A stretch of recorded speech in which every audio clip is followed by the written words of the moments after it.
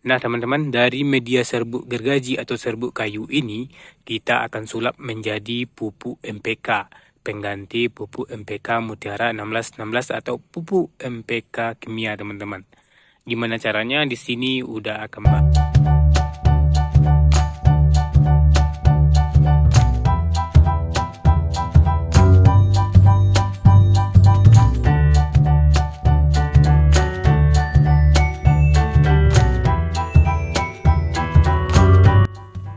Assalamualaikum warahmatullahi wabarakatuh. Udah doakan bagi teman-teman yang subscribe, tekan tombol lonceng dan like video ini, semoga selalu dilancarkan rezekinya. Amin amin ya rabbal alamin. Nah teman-teman, jadi pada kesempatan kali ini udah akan bagikan gimana caranya membuat pupuk organik pengganti pupuk MPK Mutiara atau pupuk 1616 yang saat ini pupuk MPK Mutiara ini cukup mahal ya teman-teman.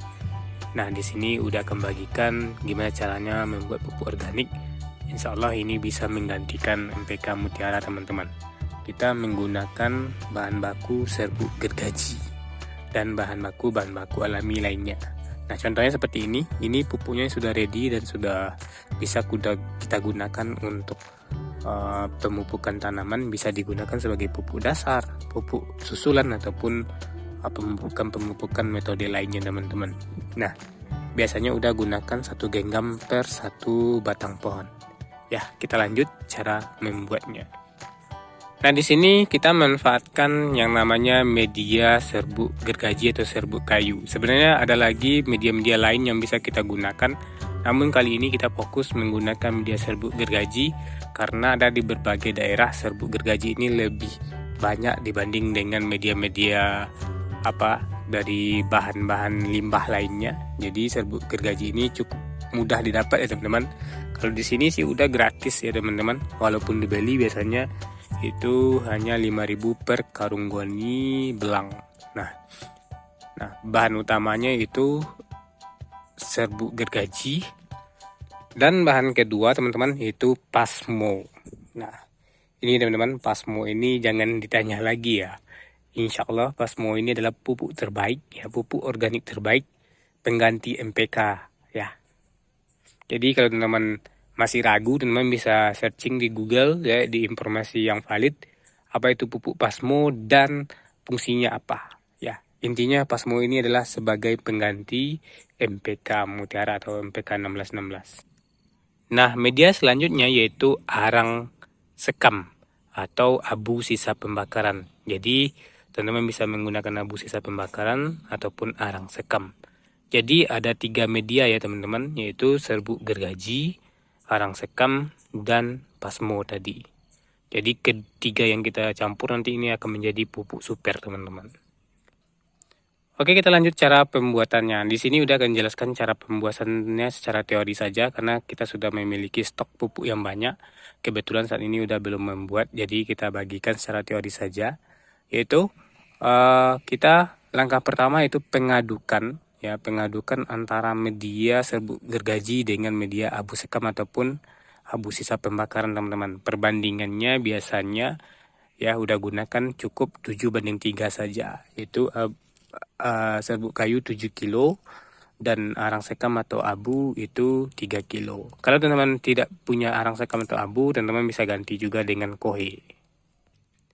Nah, seperti ini ya teman-teman, pengadukannya mudah sekali ketika kita seperti mengaduk pakan ataupun cara pengadukan manual.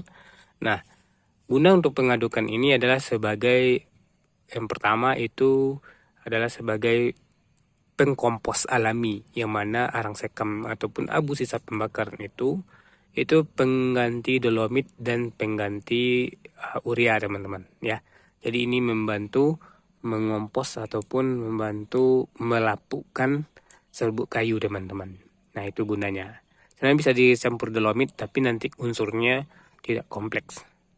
Nah, setelah itu teman-teman komposkan, setelah diaduk teman-teman komposkan selama 2 minggu saja. Itu sudah bagus. Selanjutnya kita mempersiapkan pupuk pasmo. Gimana cara membuat pupuk pasmo? Ini juga gampang teman-teman. Oke teman-teman, sembari kita mengomposkan atau proses pengomposan serbuk gergaji dengan arang sekam, kita persiapkan pasmo. Pasmo ini itu organik yang kaya akan protein. Nah, bisa dari telur, bisa dari keong, dan bisa juga dari tulang ikan teman-teman. Nah, kali ini udah membuat pasmonya, kemarin itu dari keong. Nah, kalau dari keong biasanya komposisinya 1 on keong itu bisa kita cincang ya, atau kita blender keongnya, boleh bercampur dengan cangkangnya, lalu kita campur dengan 1 atau 2 liter air teman-teman.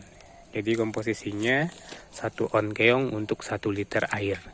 Nah, setelah itu teman-teman bisa fermentasikan seperti ini ya. Kalau ini nih banyak stoknya teman-teman, sekitar 125 liter.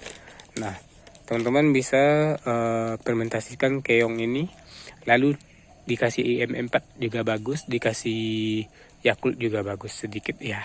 Jadi IM4-nya nggak apa-apa, 1 tutup atau 2 tutup aja, nggak apa-apa ya. Kalau udah dalam kapasitas 10 liter itu cukup 1 atau 2 tutup botol IM4 saja ya. Itu hanya untuk starter ya. Itu untuk dekomposer, untuk memperkembangbiakkan yang namanya mikroorganisme pengurai. Jadi kita komposkan juga selama minimal 14 hari. Jadi kita sembari untuk mengompos media serbuk tadi, kita fermentasikan ini. Nah teman-teman, setelah 14 hari kita komposkan, hasilnya akan seperti ini ya. Sudah mulai terurai atau sudah mulai lunak ya, sudah mulai kompos serbuk.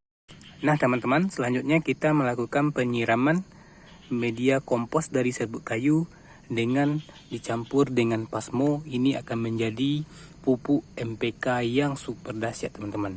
Nah, untuk penyiramannya yaitu 1 liter biang pasmo seperti ini kita campur dengan 10 liter air, lalu kita siram ke kompos serbuk kayu takaran 20 sampai 25 kilo teman-teman.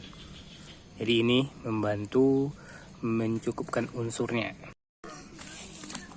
Mana kak yang kakak bagi? Untuk ayah.